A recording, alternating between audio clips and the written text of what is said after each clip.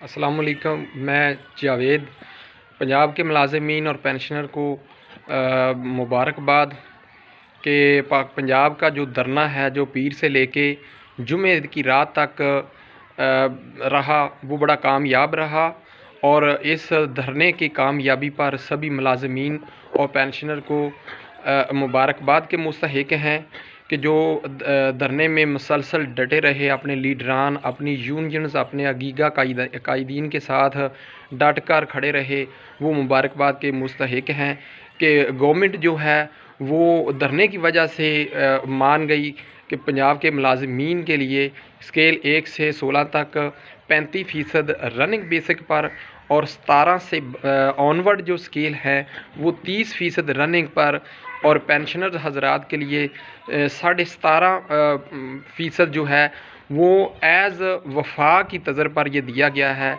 इसमें जितने भी मुलाजमीन हैं वो ख़ास तौर पर वो मुबारक के मुस्तहिक हैं कि उन्होंने बड़ी कुर्बानी दी, बड़ी कोशिश की। और अगला जो मरहला है वो नोटिफिकेशन का है। कुछ दोस्त जो हैं वो परेशान हैं कि अभी तक नोटिफिकेशन जो है वो हमारे पास नहीं आया, तो ये परेशान होने वाली बात नहीं है।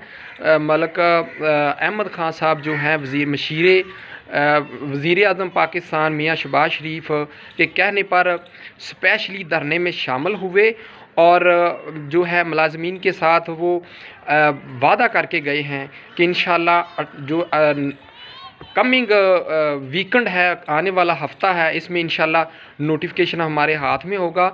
और दूसरी बात है कि हमारे जो कायदीन हैं, जो हमारे लीडरान हैं, वो बड़े मुतहरक हैं, एक एक बात पे वो नज़र रखे हुए हैं, वो इंशाअल्लाह झुकने वाले बिकने वाले नहीं हैं।